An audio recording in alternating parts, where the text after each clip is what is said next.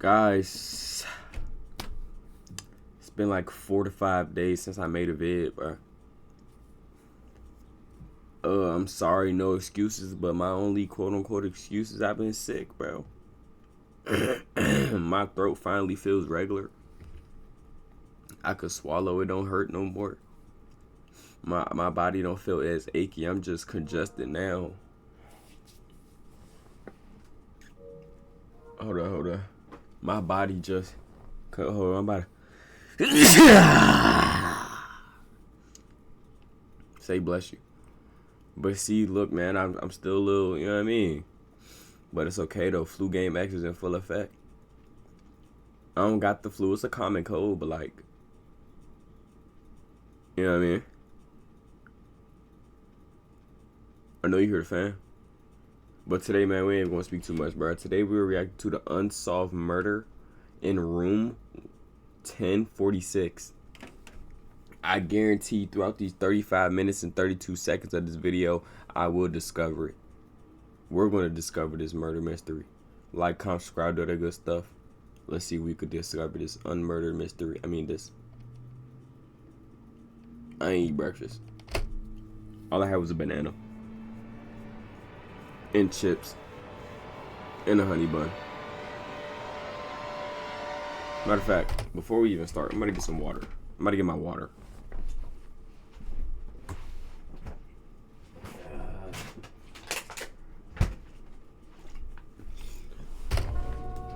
Got a quarter of water bottle left. This is Randolph Probst. He's a bellboy at the President Hotel in Kansas City. He just got sent to room 1046. Okay.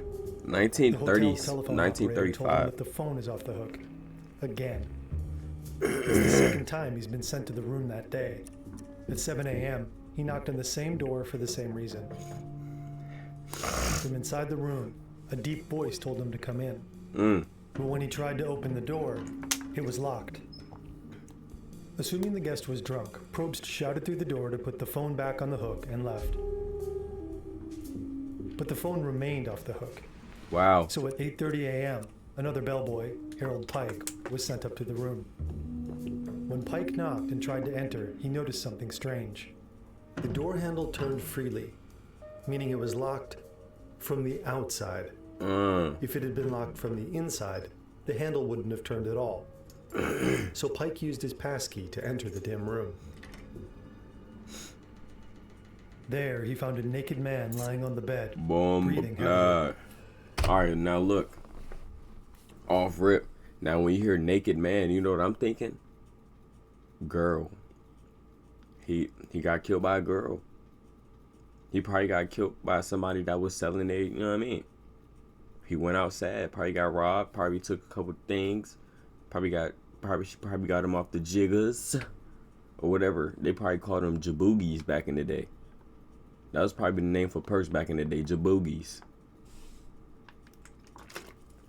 There was a dark spot on the sheets next to Oh, him. damn, it's blood. Never mind. With the shades drawn, it just looked like a shadow. Pike picked up the knocked-over telephone stand and placed the phone back in the hook. When he left the room, he locked the door from the outside, leaving it just as he had found it. Now it's 11 a.m., and once again, the phone is off the hook. Probst knocks 3 times. Again? But there's no answer. So he uses his key and opens the door. I feel like he might get killed this time. Less than a meter in front of him is the naked man, crouching on his knees and elbows with his head in his hands. Probst turns on the light. There's blood everywhere. It's all over the walls, the bed, and the bathroom. The man has a head wound. Frightened, Probst runs out and alerts the assistant manager, Mr. M.S. Weaver. The staff call for a doctor and notify the police. Oh my. At around 11:15 a.m., the 2 men and another staff member return to the room. But they can only open the door a few inches. It seems the injured guest has collapsed against it from the inside. 15 minutes later, Dr. Harold F. Flanders arrives at the scene. Mr. Weaver, Dr. Flanders, and the bellboy, Pike, enter the room. The guest is no longer blocking the door. Instead, they find him sitting on the edge of the bathtub with his arms and head draped over the sink. So that means that the person that's doing all this stuff, he's in there. He's inside there just being a complete domestic demon. He's just in there. He killed them already. Had him laying on the bed. Then unplugged the phone again. Had him on the floor, and then he tied him up and put him by the sink. Strangely, there's a clothesline tied around his neck, ankles, and wrists. The doctor takes stock of his condition. He's been stabbed in the chest. Damn. The wound might have punctured his lung. Wow. His skull is fractured on the right side, where he was struck multiple times. Damn. And there are bruises around his neck suggesting he's been strangled. Damn. Miraculously, the man is still breathing and semi-conscious. Oh, he's alive. The doctor cuts him loose and notes that his wounds aren't fresh. They seem to be at least 6 or 7 hours old. The blood is already dry. According to newspaper reports, when police detective Ira L. Johnson arrives, they ask the wounded man a series of questions. Who did this, Mr. Owen? You asked him, bro, help him out. You asked him all these questions, bro. Put him in the ambulance. Did they have ambulance back in the day? They had to have ambulances back in the day. They had to have them, bro. They had to, bro. Ain't no way. You asking me questions and I got stabbed and I got strangled and he tied me up butt naked in the tub. I mean, I'm facing the sink and I'm butt naked and you want to ask me questions, bro? I'd be like, bro, put me in the ambulance. Who was in the room with you? Nobody. How did you get these injuries? I fell against the bathtub. He's lying. Did you try to commit suicide? No. Following this brief exchange, the man loses consciousness. He's taken to the hospital, but he slips into a coma. Later that night, he dies, taking his killer's identity with him to his grave. The murder He was a mob boss. news. He was in a mob. Easy. It's called America's Strangest and Perfect Murder Crime. The Kansas City police are stumped. This case came nearer to being the perfect crime than any other murder Kansas City has seen. The strange occurrences in the President Hotel have fascinated people for almost a century.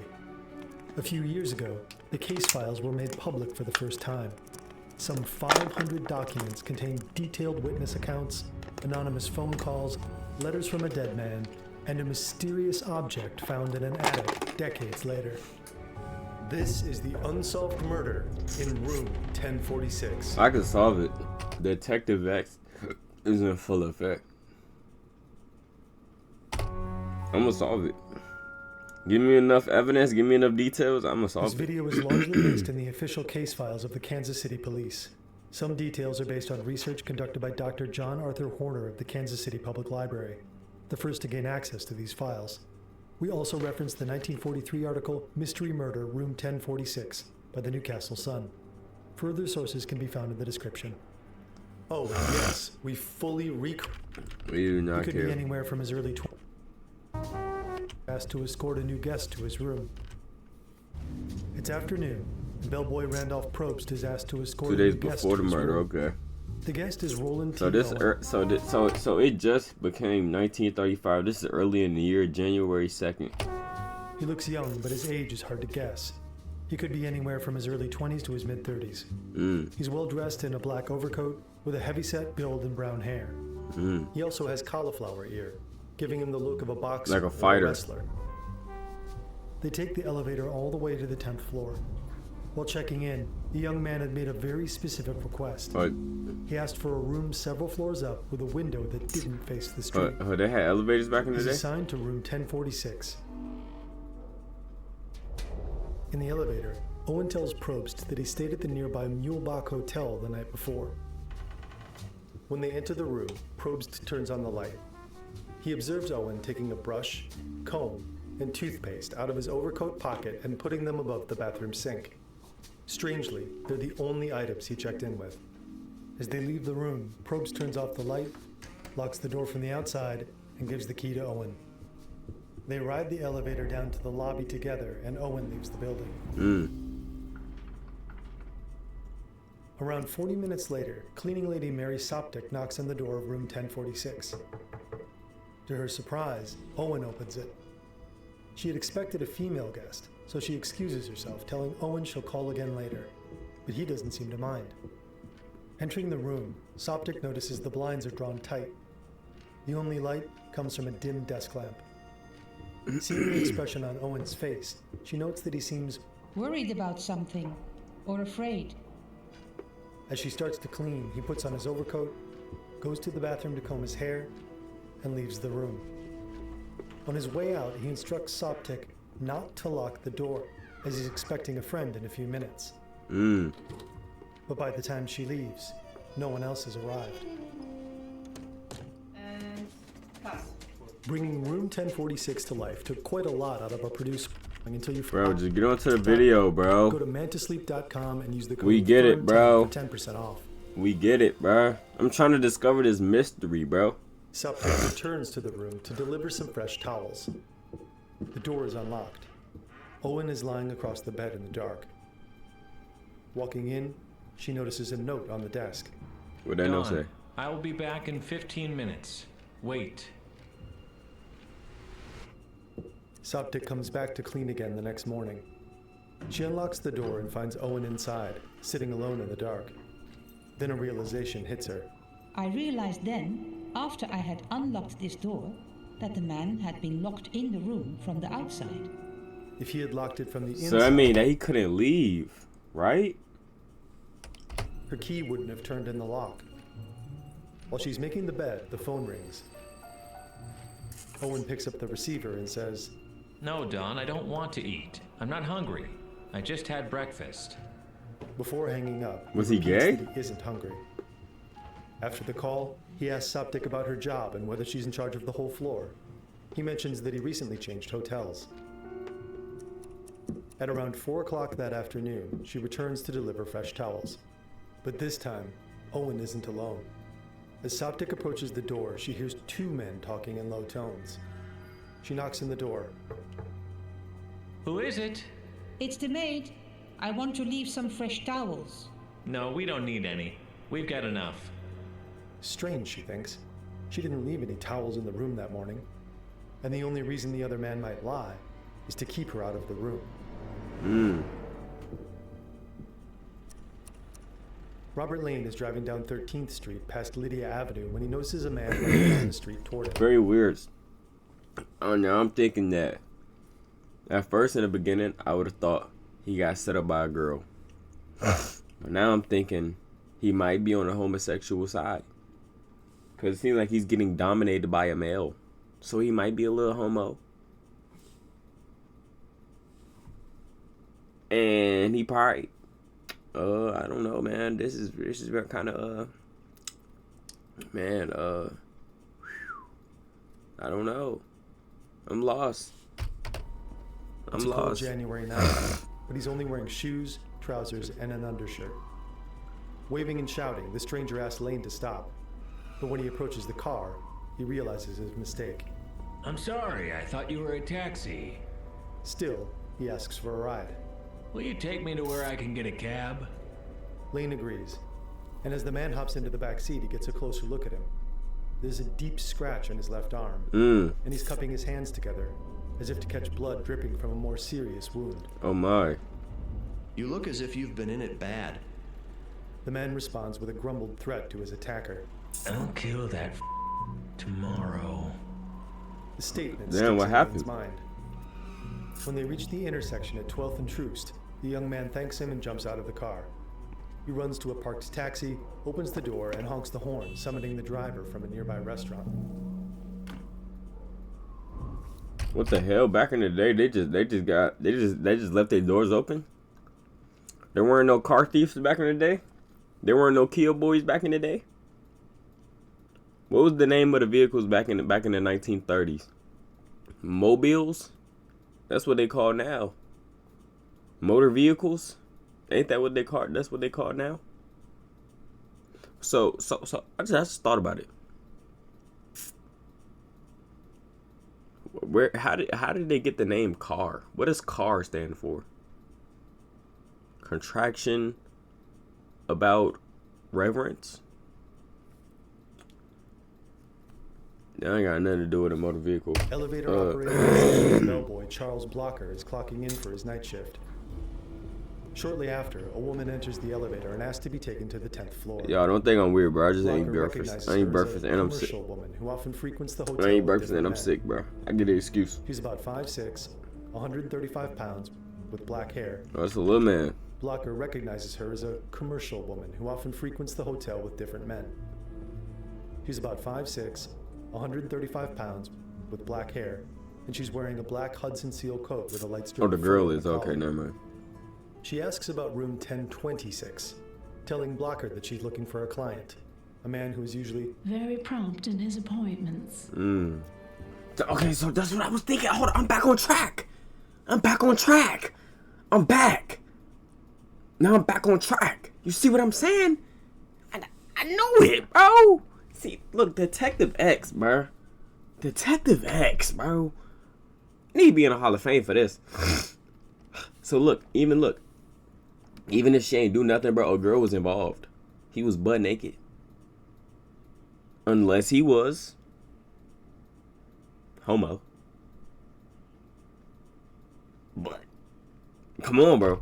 I'm on track. After a short time, she returns to the elevator. I'm on claiming track. She couldn't find him. So like I said, probably a prostitute. She's a prostitute. It takes her back to the lobby, and she leaves the hotel. After about an hour, she's back. This time, she's accompanied by a man. He's around her height, with a slender build. He's wearing a light brown overcoat, a brown hat, and brown shoes. He was cracking both. Oh yeah, man, I knew it. They ask to be taken up together, this time to the 9th floor. At around 4:15 a.m., the woman returns from the 9th floor and leaves the hotel. 15 minutes later, the man she arrived with follows. On the way down, he complains to Blocker that he couldn't sleep. Then he leaves. It's the middle of the night, and hotel guest Jean Owen is lying awake in her room 1048. She's trying to sleep, but the noises coming from the room next door are keeping her up. She can hear multiple voices sounding both male and female. They're talking loudly and swearing. It's so loud, in fact, that she considers calling the front desk, but she decides against it. Eventually, she falls asleep. When she wakes up at 8 a.m., it's quiet. She eats breakfast and checks out, unaware that in the room next to hers, only a few hours later, a man will be found, inches from death. Kansas City police detectives Ira L. Johnson and William E. Eldridge are at a loss. They don't got faces of these people? They could find, but their statements have led to more questions than answers. The front desk ledger at the President Hotel shows the victim signed in as Roland T. Owen from Los Angeles. But when they checked the ledger at the Mulebach Hotel, where he told staff he had previously stayed, he was signed in as Eugene K. Scott. The detectives contacted authorities in Los Angeles, but neither name could be found in any records. They're fake identities. They also pursued another lead, that the victim was a professional wrestler. A week after the man's death, a wrestling promoter from Arkansas named Tony Bernardi came to identify the body. At Melody McGilly Funeral Home, Bernardi positively identified the man as one who had approached him weeks earlier for work. According to John Horner, the name he had given was Cecil Werner, another alias leading to another dead end. Cecil Wiener. L name. Based on the accounts of the hotel's maiden bellboy, someone clearly locked the victim in his room. Was he being held prisoner? The Newcastle Sun claims that Being Owen held likely prisoner in a didn't have the public key to his hotel. room, as it wasn't found there after his death. And I think he bought And the this room. wasn't the only thing that was missing. Tough. All of the victim's clothing, his toiletries, and the knife he was stabbed with had disappeared. Anything that could help the police identify him. According to Horner, all that was left behind was an odd collection of items. A necktie label, a hairpin, a safety pin, an unlit cigarette, and a small unopened bottle of diluted sulfuric acid. Well, oh my gosh. The only other clue that Did he drink the detectives found acid? in the room were fingerprints on the telephone stand, likely a woman's. Possibly the same woman Jean heard arguing with two men on the night of the murder. Wow. It's plausible they were left there by the prostitute seen by the elevator operator, but she was never seen entering the room. Then there's the man she was with. Was it the same man who had been in the room earlier, talking quietly with Owen? Could that be Don, the man that he had talked to on the phone? Freaky The one Don. that the note was for? Did they really have business on the 9th floor? Or did they take the stairs one floor up to avoid being seen entering the 10th floor via the elevator? Were they both present when Owen was bound and stabbed? After all, the doctor had estimated that his wounds were 6 to 7 hours old when he was found. Damn. This would mean that they were inflicted in the middle of the night, and that the victim had already been wounded when the bellboys came knocking that morning. But when the detective asked who had hurt him, the victim simply said, Nobody. was he afraid? Delirious from his brain injury? He was. Or was he maybe He was trying to afraid. protect his attacker? He definitely was trying to protect The somebody. account from Robert Lane, the driver, Because you just don't get tied up and then stabbed and Adds say to the nobody confusion. again. He was trying to protect somebody, according to bro. Warner, the detectives had him identify the body in the morgue, and Lane claimed that Owen was, in fact, the man he had given a ride to. But the detectives didn't think it was possible for the young man to leave the hotel and return dressed in his underwear, not without somebody in the lobby spotting him. At the end of the day, the detectives have nothing. No murder weapon, no murderer, not even the victim's identity. Without any actionable leads, the No investigation pants, just grinds trench to a coat and halt. drawers. But then the strange call Redundant fit. The anonymous phone calls. This Is it the Mr. killer? McGilly. He's the undertaker at the Melody McGilly Funeral Home. Mr. where the McGill. body of Roland T. Owen has been on display for around 3 months. During this time, Oh, wow. Roland T. Owen has been on display for around 3 months. Damn. During this time, Just display? He ain't got no funeral, he ain't got no family? thousands of people stop by in the hopes of identifying the body, without any luck. Since no family member or relative has come forward to claim it, the time has come to bury the body in a mass grave reserved for the poor and the anonymous. Damn, First, that's the sad. obituary for the unknown man is published in the Kansas City Journal-Post. Horner claims that shortly after, Mr. McGilly receives an anonymous phone call. The man on the other end makes a simple request. Don't bury Owen in a pauper's grave. Instead, he asks that Owen be buried in Memorial Park Cemetery. Mm. He assures the undertaker. I will send funds to cover the funeral expenses. The call He definitely caller was. He had to be a mob boss, bro. Not a mob boss, but he had to be somewhere in a mob. He had to be somewhere in a mob. Because why they being so secretive about this one specific person? He had to be something in a mob. I'm telling you, bro. I'm telling you, bro. I'm telling you, bro. That's what they was called back in the day, mobs. I don't think they had mafias back in the day. They probably was called mobs. He was in a mob back in the day, bro. I'm telling you, claims bro. that Owen, Jilted a girl he'd promised to marry. he claims to have Owen jilt a girl. What does jilt mean back in the day? What, just hit and dip? witnessed this, and that the three of them held Or a robbed? Little What- meeting. at the President Hotel. Who is this? I'll have to report this to the police. Unconcerned, the man simply responds. That's all right, Mr. McGilly. He says one last thing before hanging up. Owen hadn't played the game fair. Told you! Usually get what's coming to them. Oh. I told you, bro. He was somewhere in a mob, bro. Bro, I ain't gonna lie. Thtman.x, bro. I might switch careers. I might throw whatever I had, any future things I thought I had, bro. I might become a detective. It's over. I'm bro. If I become a detective, don't think you're getting away. It's over. I'ma know. Come on, look. Meanwhile, the editor of the Journal-Post also receives a phone call, but this time, the caller is a woman. She tells the editor that the story in the paper is wrong. Roland Owen will not be buried in a pauper's grave. Arrangements have been made for his funeral. Who are you? Who's calling? Never mind. I know what I'm talking about. What happened to Owen at the hotel? He got into a jam. Just as the man on the first call promised Mr. McGilly, 20 days later, the funeral home receives a special delivery. A letter carefully addressed using a pen and ruler. Enclosed is $25 in cash. How much was that back in the day? And Like this isn't the only anonymous delivery. 200? 13 American Beauty roses are sent to the funeral. The florist who delivers them is instructed to include a card. It contains just the words, Love forever, Louise. Roland T. Owen is Did I say queer? Forever. Love forever. OEVER. Whoever wrote this, you're not the smartest. Forever is one word. Not forever. They're together.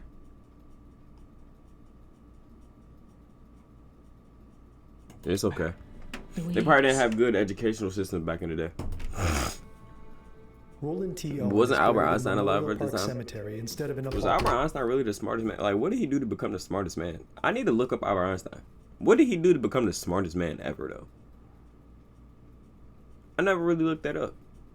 I was just born and then they said he was the smartest man ever, so I just went with it. But like, what did he do to become the smartest man? Was he good at multiplication? Was he good at addition? I never thought about that. I need to do some investigation. Grave. Police I'm probably detectives smarter than are Albert on Einstein, not gonna lie. pallbearers, expecting the man. No, the or education Louise system is to different show back in the up. day. Other officers disguised themselves as grave diggers and watched the cemetery for days. In the end, no one shows up to the funeral. No one visits the grave. Damn. The phone calls and the cash deliveries. They're are in the mob, impossible bro. They to already knew. trace. Despite a new theory being pushed in newspapers that this was a lover's quarrel gone wrong, the investigators don't buy it. They're once again at a loss. For almost 2 years, the trail goes cold, until a certain woman randomly stumbles on a curious newspaper article titled "The Mystery of Room Number 1046." Oh, the This mom. is Ruby Ogletree. She's looking at an article published in the American Weekly in May 1935. The article features a photo of a dead man, a man she recognizes immediately. The scar in his head is unmistakable.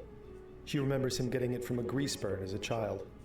It's her son, Artemis Ogletree, who at the time of his death So how did only 17 years old. 17.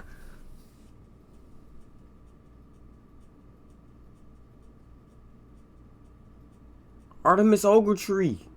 He was 17. The article claims he was murdered over a year ago in January.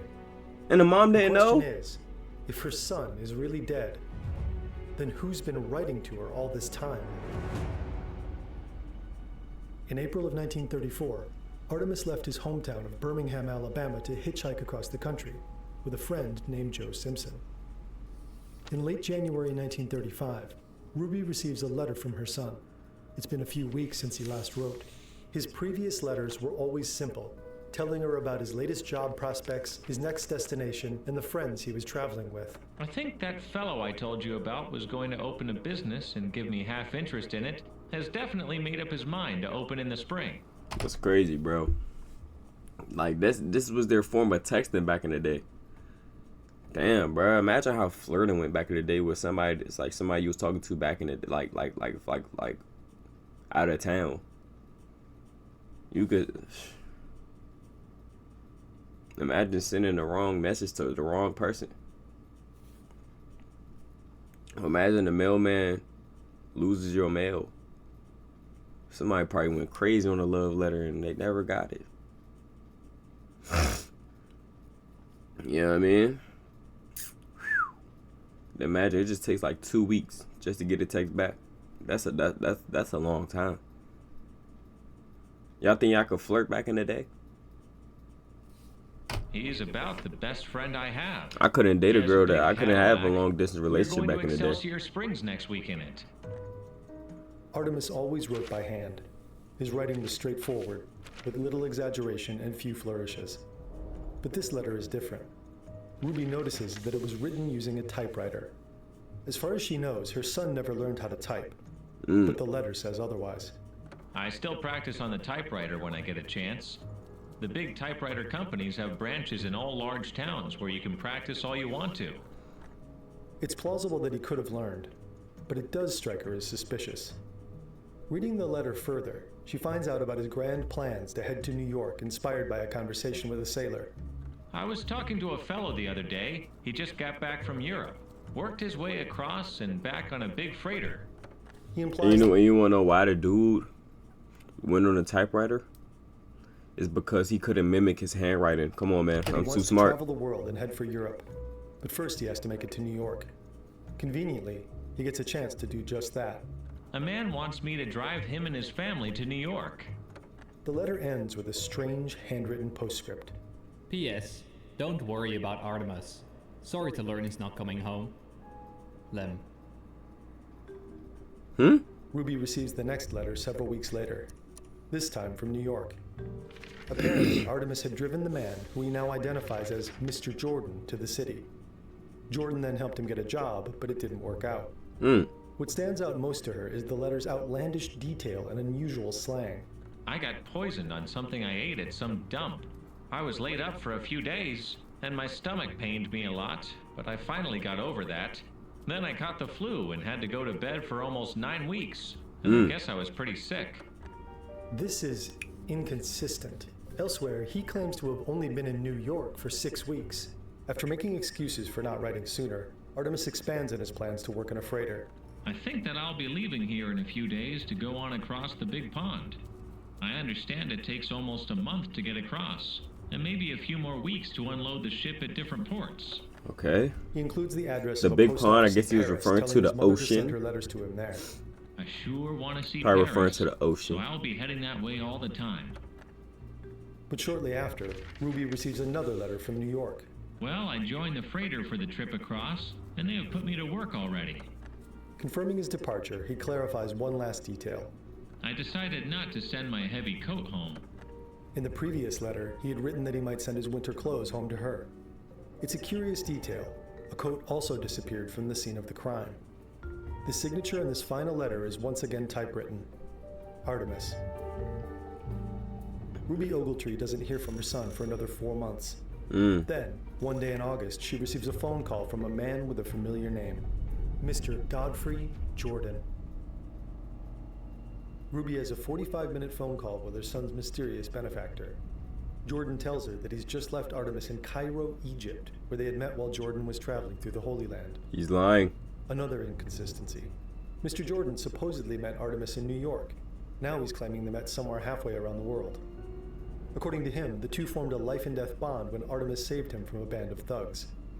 To repay him, Jordan says he gave Artemis money and arranged for his passage home through Paris and London. Excuse me. The Newcastle Sun reports that he The also banana claimed I ate Artemis earlier married a wealthy catching up. woman in It's giving me Cairo and like was doing burps. well. Conveniently, he even has an explanation for the typewritten letters. Apparently, Artemis lost his right thumb during the fight for Jordan's life. Damn. Because of this injury, he could no longer hold a pen to write. This also doesn't make much sense. Why would he have started typing in New York even though he only lost his thumb in Cairo? Ruby is understandably alarmed by the call. Jordan assures her that Artemis is fine and will be home for Christmas. He urges her not to worry about not hearing from her son. But she doesn't buy it. Yeah. The story simply seems And at this time, does she know that her son? That she's seen the news, right? First, she contacts the American Consul General in Cairo. She details her call with Jordan and asks them to find her son. The consul replies a few weeks later. They are unable to find any trace of him. Then she writes to the director of the FBI, J. Edgar Hoover, asking for any information. 10 days later, Hoover replies. A search of the Bureau files has failed to disclose any information about her son. She also writes to the Department of State to inquire about Artemis's passport. No record is found of such a document ever being issued to him, meaning legally he couldn't have traveled to Egypt. Making no progress with her inquiries, she has one last hope, that her son will make his way home for Christmas. But despite Jordan's promise, Artemis never shows up. Desperate, Ruby makes a last-ditch effort to find her son. She sends a letter to the president, Franklin D. Roosevelt. It contains a photo, a description, and a mother's plea. I fear he has fallen into the hands of some gang, or something has happened to him. I simply must find some trace of him. Please. Her letter to the White House is forwarded to the FBI. 8 days later, she again receives a response from FBI Director J. Edgar Hoover. But I see, like, she did say some gang, though. See, I told you, mob. Be advised that this photograph is being retained in the files here for future reference. Regarding your son, you'll be promptly notified. The picture she sent isn't linked to the murder in Kansas City. Things don't fall into place for Ruby until she sees her dead son in that article 10 months later. Damn. The suspects. The identification of Roland T. Owen as Artemis Ogletree breathes new life into the investigation. With the victim's real name, the detectives are able to retrace his steps. They discovered that for several months he had stayed at a third place in Kansas City, the St. Regis Hotel. But if he's so young, what the hell was he doing away from his mom? Like, I know back in the day, like, they probably lived life a little bit faster. Like, he probably moved out earlier, but why was he not with his mom at 17? Like, what was he doing? Checked in with a companion, a man who signed the register as Donald Kelso, presumably the Don. In 1937, there finally seems to be a break in the case. A man is arrested in New York. A career criminal who is known to have used Donald Kelso as an alias before. A man who served time in a psychiatric ward in Artemis's hometown of Birmingham, Alabama. A man convicted of a murder in New York that had striking similarities to the Ogletree killing. According to a New Yorker article from 1938, he had shot his roommate, dismembered him, and attempted to ship the nude body to Memphis in a steamer truck. Oh my goodness. His real name is Joseph Ogden. Police Chief Otto Higgins Crazy man, aren't you? The cases have too many things in common for it to be a coincidence. To prove the connection, the police send samples of Joseph Ogden's handwriting in the hotel register to the FBI. But the tests are inconclusive. Still, Chief Higgins is convinced that Ogden is the killer. In the minds of the police, the murder is solved. We have the picture of Joseph Ogden and are satisfied that he is the man known to us as Don Kelso. Damn. Letters written to his mother, all check. You might call it a mother's intuition. Ruby Ogletree doesn't believe Ogden is her son's killer. So this To 2 her, years the later. letters and the phone call she received were too personal. They didn't seem like the work of a random gangster. Right. But somebody who knew her son knew him. intimately. Someone like his friend Joe Simpson. And Ruby has mentioned her suspicions about Simpson to the police before. Mrs. Ogletree does not know of anyone her son left Birmingham with, except Joe Simpson. But the detectives have already corresponded with Simpson by letter. He claimed that he traveled with Artemis to Los Angeles, where they split up, never to meet again. Cap. Less than a month after Higgins writes that he's satisfied Ogden is the killer, Ruby writes to him again, urging him to look into Simpson. I really do believe Joe Simpson can give us some real information, if you could only make him talk. But the detectives ignore her suspicions. In their Why? eyes, his alibi doesn't warrant further investigation. So Ruby continues her investigation alone, determined to find an answer. Her first lead is a letter Joe Simpson had sent after it became public knowledge that Artemis was the victim in the mysterious murder in room 1046. In it, he told the same story he had presented to the police. I was horrified November to read 5th, of the atrocious 1936. slaying of your son. Artemis was a good boy, and I'm sure he wasn't involved in anything illegitimate. If there's anything I can do to aid in the solving of this case, I will be very glad to help. This thoughtful gesture also contained an interesting postscript. P.S. Artemis and I left Birmingham alone. Only two of us. If true, this means that Simpson was the only person on record to have seen Artemis alive before he re-emerged under different aliases in Kansas City. Right. Why is they going by aliases? Because he was into something, bro. He had to be into something to be going by alias name, bro. I'm already hip to it, bro. I've been hip to it since the beginning, bro. First 5 minutes I already knew. I would have solved this murder. Put me back in that day, I'm solving it. Off rip, off the bat. Clearly, he's avoiding her for some reason. She wants to speak to him face to face, so she hunts him down. Oh, you better chill. You better chill, motherfucker. He put you on the T2. Simpson's car is parked in the street, so Mr. Ogletree goes to look for him. This 4 years later. And her friend behind. It takes over an hour for Joe and his friend Bill to come outside. All five sit in the Ogletree's cramped car together. I said to Joe, well, 5 years are a long time for one to keep trying to see one. I had been told he did not intend to see me at all. Joe tells Ruby that he had only avoided seeing her because he was afraid she would cry. It seems to her that Joe answers her questions very carefully. Mostly, he claims not to remember. But a few key things stand out to her. The first is Simpson's voice and speech patterns. During her call with Godfrey Jordan, she had noticed a specific verbal tic. He repeatedly prefaced his sentences with, "You see," or, "You see, it's like this." Sitting in the car now, Joe says something that sets alarm bells ringing. "You see, Artemis told me he wanted to go to Africa." Right after, his friend Bill corrects him, saying, Egypt. Why would he correct him? Was it a slip-up? And how would these boys know about the Egypt lie she was told on the phone? The longer she hears his voice, the more confident she becomes. Finally, She confronts Joe directly. I looked Joe square in the eyes and I told him I would know the voice that talked to me from Memphis. Sitting closely together in the car, his physical reaction is difficult to hide. He turned red, dropped his eyes, and was nervous. When the investigation comes up, she notes a curious shift in Joe's demeanor. She says that Kansas City's chief of police called the murder in room 1046 the perfect crime. At that, Joe seems to become cocky. He laughs and says, It is. They'll never get the ones who killed him. Mirth is a strange reaction to your friend's death.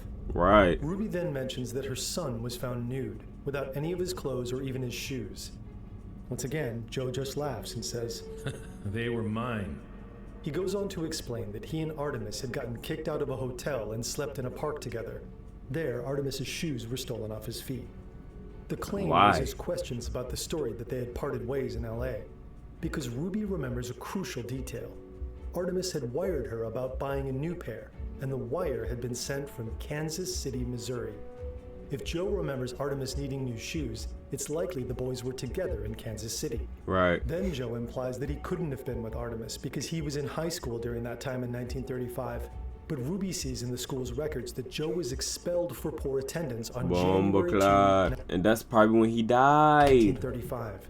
The same day Artemis checked into the President Hotel. Oh yeah, no, he died like the 4th, but he was there that day, Joe had right? been absent from school for a total of 21.5 days, meaning that he also could have been absent in the days before the murder. Right.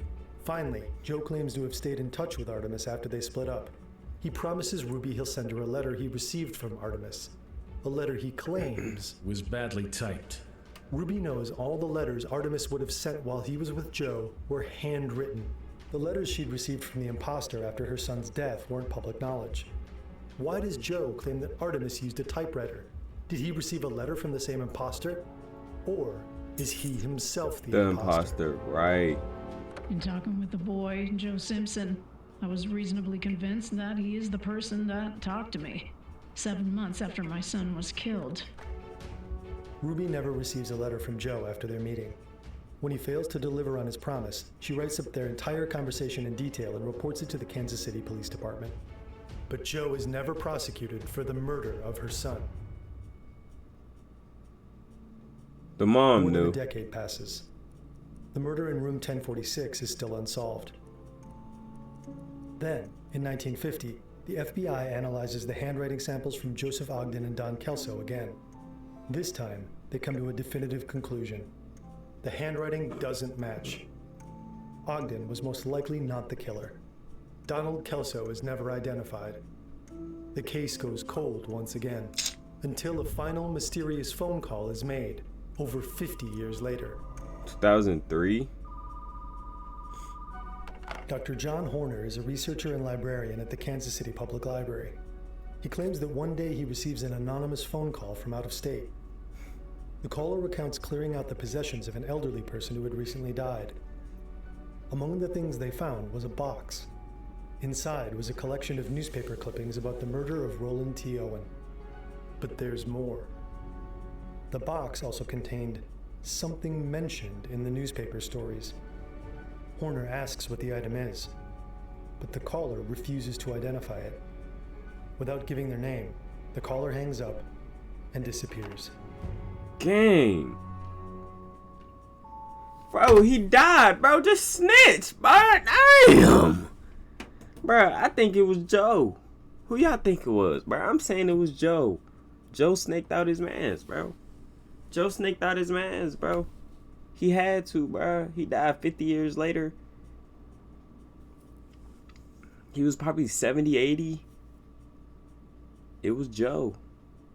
It was Joe. Alright, Peter, bro. When it's white, it turned to snow. I ain't no gorilla, but I'm like glow. I count the 1, 2, 3, then say 4. Like I'm from the South.